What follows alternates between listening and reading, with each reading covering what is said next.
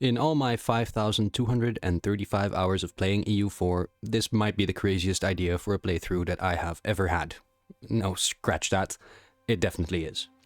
Do you know that extended timeline mod that allows you to play from the year 2 to the year 9999? And do you know the chaotic succession games that Zlewikk, one of the bigger EU4 YouTubers, came up with? You know, the ones in which he switches nations every 30 years? Yeah, well, I decided to combine those two things and play from the very earliest bookmark in the year 58 all the way up to 2024. This video covers the first 5 nations of my run. After that, which nation I play next is largely in your control, so strap in and get ready for the first nation I played, Parthia. I picked Parthia because at the start of the game they are at war with the Roman Empire. One of the first things I did was turn my ruler into a general, which turned out pretty well. I then got whatever military bonuses I could get from my estates and had a look at the pretty well fleshed out mission tree Parthia has, which incidentally provided me with some extra bonuses and claims. The mod also added a bunch of other funny buttons, like this one, that allow you to trade in a monarch point on your ruler for a bonus until that ruler's death. I was gonna need everything I could get. At the start, I didn't really see any Roman legions yet, so I decided to invade before they started to flood in, and fantasizing about what I could do if they never did. Before too long though, that dream was shattered. Having been forced back into my own lands, I was forced to go on the defensive. The war went really back and forth for quite a while, but no matter how many Romans I wiped off the map, there would always be more. The result of this was that every time I tried to siege down one of their forts, usually Antioch, their armies would spread over me and my vassals' lands like locusts and just carpet siege everything. After years and years of fighting, most of my vassals were fully occupied, and even though I had grinded the Roman army down to as little as 62,000 men, there was no victory in sight. I kept fighting and managed to free most of Armenia, my largest vassal. I even put up a bit of a counterattack in Antioch again, but after getting beaten back for the so manyth time and being on the verge of bankruptcy, they sent me a rather reasonable peace offer. At this point, I have basically 16 years left with this country. I have been at war since the start of the game.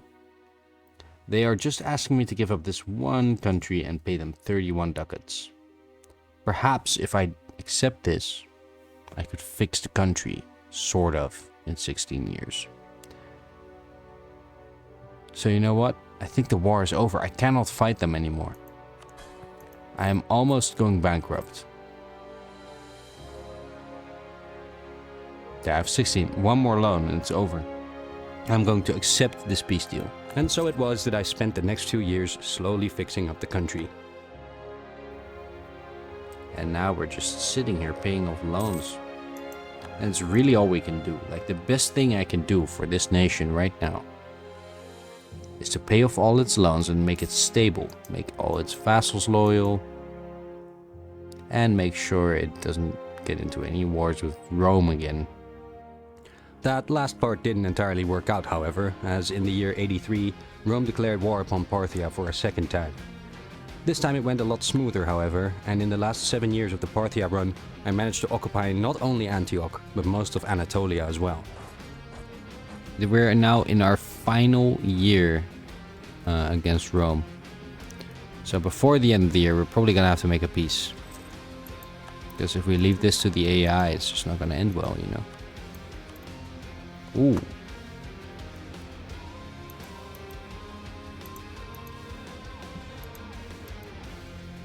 You know what?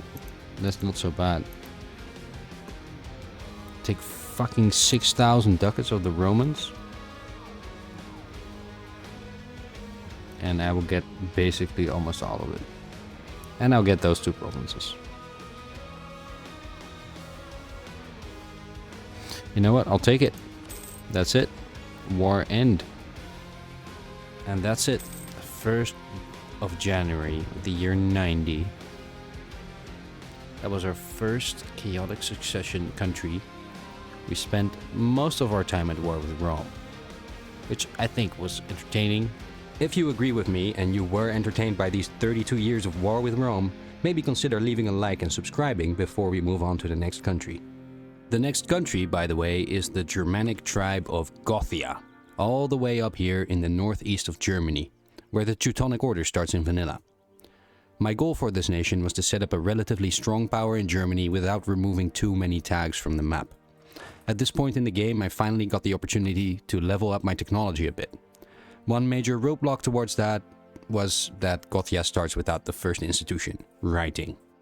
Writing is still quite a ways away. That all being said, before the end of year 1, we declared our first war on the tribe of Prussia. It did not take very long at all before I had them fully occupied, and rather than annexing them, I decided to turn them into a vassal. By the year 96, it was time for a bigger war, involving multiple countries on each side. I attacked Styria, the country to my south, to reconquer the course they had taken from my new vassal Prussia earlier. This war dragged on for a while and did not always go entirely smoothly. They have a better general. We're winning. Oh my god. Oh my god. Are we losing? Are we winning? Oh no! By the year 100 though, I was able to take all of this land for myself and for Prussia. As you may notice, I also annexed the country to my west and vassalized the one province that was left of that nation. Unfortunately, I could not vassalize Styria, since my ally had occupied their capital. So I'll just leave them alive. This is what I looked like on the player map mode after this war. It took me about 8 years to get fully ready for war again. I wanted to add 2 more vassals to my collection before switching nations, so I went ahead and declared on Nuria, who was allied to Styria, the nation that had eluded me before. This war went a lot better than the last one, although there were still a few close battles here and there. By the end of the run, I had 4 vassals under my belt and an army counting 32,000 men. That is it for the 30 years of Gothia, so on to the next one. The next one was the South Arabian kingdom of Axum, down near the Horn of Africa. I picked Axum because they start with 2 Jewish provinces, and I wanted to use those to create a strong Jewish kingdom in this area. You don't typically see any Jewish countries in EU4, so I wanted to make sure they had their moment of glory in the extended timeline. In order to win glory in the 2nd century, I was going to need an army. The AI had already done me the favor of fabricating claims on all my neighbors, but before it was safe for me to declare any wars, I was going to need to find some allies. So I allied the small nation of Blemyes as well as Yemen, and before long I declared war on Yeha. They had quite a few allies, one of which was the big blue nation of Kush just to my north, but because I had a really good 4-4 general, none of them gave me much trouble. I also had a look at my first nation around this time. Parthia had been doing very well for itself since we left it 33 years ago. Anyway, by the year 124 I was able to defeat Kush. Okay, we got their capital, they should be willing to peace out now. So let's annul their treaties with Adulis. I won't annul their treaties with Parthia, or any other of them, really. I will humiliate them, and I will take a bunch of money. Or should I take war reps instead? War reps and then a bunch of money. Okay, I won't take any land from them because I would like them to stay alive, the Kush. I just don't want them getting in my way too much. The rest of the war didn't take long, and soon enough I was able to end it. A mere month later, however, I immediately jumped into my next war, which was even easier than the first one. Get Blamius in. We co-belligerent them, that will not be nice, but we'll probably still take their land or vassalize them. Let's go. Oh, they're on a little island. That might be a problem. It did turn out to be a problem, but only because Blemius occupied it, preventing me from taking it. So I vassalized them instead. Later, however, I would have to release them when a bunch of nations started supporting their independence. From here on out, the focus was just on flipping to Jewish, which I achieved by putting a missionary with 0 maintenance on a Jewish province to spawn some Jewish zealots. The Jews are coming. Oh no. Hey, we can accept. We're getting a bunch of autonomy. Priests gain 10% land. Jewish becomes a new state religion. Accept. And we are now officially a Jewish state on the map. Christian is continuing, or Chalcedonian, continuing to spread throughout Rome. Very nice to see. My final act as Axum would be to declare war on the vassal that I had to release earlier. This pitted me against my old ally Yemen.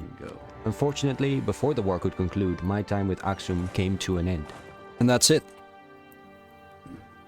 Nothing left to be done, except maybe hire an advisor for them. I'll get them the morale advisor. They shouldn't fire that while they're at war. And that's all I can do for Axum, the Jewish kingdom of Africa. It's an interesting addition to the map. And now I think I am moving on to the Huns. Yep, the Huns. This one was fun. My starting position may seem quite hopeless. I was stuck between the Roman Empire in the west and the Parthians in the east. Luckily, I did start out with 777 tech, higher than anyone else in the world, and I was of course a horde. In the early Hunnic years, I had to build up my forces and find some allies. I deleted all my infantry and started deving a bunch of my steppe provinces in order to grow my economy somewhat. Eventually, I was able to ally Parthia, and then a blessing occurred. Far in the west, in the fabled city of Rome, the emperor of the Romans had converted to Christianity. This destabilized his entire empire, leading many of their lands on my border to attempt to secede from Rome. I now had a choice. I could attack the Romans immediately with Parthia at my side, or I could wait and hope that the separatists on my border would be successful. Well, I decided to wait, and successful they were. In the year 162, Alania popped out of the Roman Empire, and I immediately went to war. In the south, Egypt, Palmyra, and Pontus also seceded from Rome. By January of 164, I was able to fully annex Alania and complete some missions. Mere months later, the nation of Syrakia became independent and immediately received a visit from my armies. Before that war even ended, Iberia popped out to my south and I attacked them as well. All these wars were super easy, as most of these nations spawned without an army and I didn't need to make any claims due to my special horde CB. After conquering Syrakia and Iberia, and raising all their lands for monarch points, it was time to strike into Pontus. Of course, it didn't take long before they fell as well, and after dealing with some rebellions back in the homeland and embracing the institutions of writing and legalism, I got a pop-up telling me I was now one of the great powers. The Huns! It's the first time I started as a country that wasn't a great power and became a great power, I think. Parthia started as one. None of the others I have played, but Vandalia is also a great power now. That's crazy. Unfortunately, I then had to track all the way back to the east again to fight more rebels. But once returned to the front, we immediately went after Cappadocia. Ooh, late classical age. Oh, Israel exists. That's cool, I guess. Unfortunately, the war against Cappadocia took quite a while because they had allied Egypt and I had to go siege them down. When I did finally annex them, however, I had successfully cut off Parthia's land border with Rome, halting their expansion. Despite this, they were still willing to help me attack Rome directly, and that's exactly what I did during my final few years. Rome still outnumbered us, of course, but they had rebellions breaking out all over their empire, and my 100% cavalry army was a force to be reckoned with. I had also declared for Astrakhan, meaning I could build up war score from occupying that province. I first decided to push them in the north, occupying all the lands north of the Black Sea. In the meantime, Parthia held the line in Anatolia.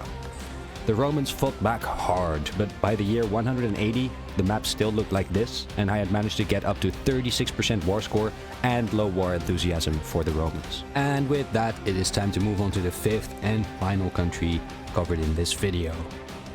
Psych! There is no fifth country in this video because I'm just going to go look at the world on observer mode right now, and what I'm going to do is I'm going to show you a few candidates for the next country I play. So first of all, I was looking at India, and keeping in mind that Parthia is a bit too strong for what they should be, I was thinking of maybe playing the Western Satraps or Kalinga here. Although Kalinga would more be about breaking up Satavahana here, but the Western Satraps I could try to kind of break up Parsha a little bit. I could also try to do the same as Kushan or even as Xiongnu. Then there's China, where the Han dynasty just collapsed, and historically the next mandate of heaven carrier should be the Sui. So I could try to play them and conquer the rest of China and get that all together. Besides that, another fun candidate could be Egypt. Could try to get this stuff from Rome. It would involve more Rome wars, but maybe also some stuff over here. I could also play as Rome itself, although then I would be fighting the Huns and Parthia. I kind of want them to win this war. So I may wait with that a little bit and play them at a later date. Then there is Dacia, which would be a very challenging run.